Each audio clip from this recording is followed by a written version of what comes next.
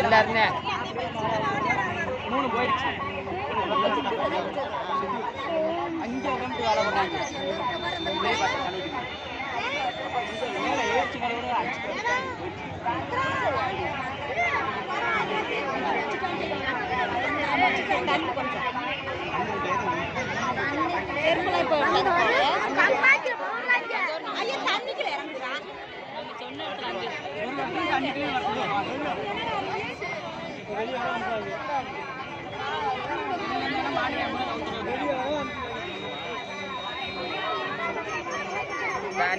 தண்ணி அவ்வளோதான்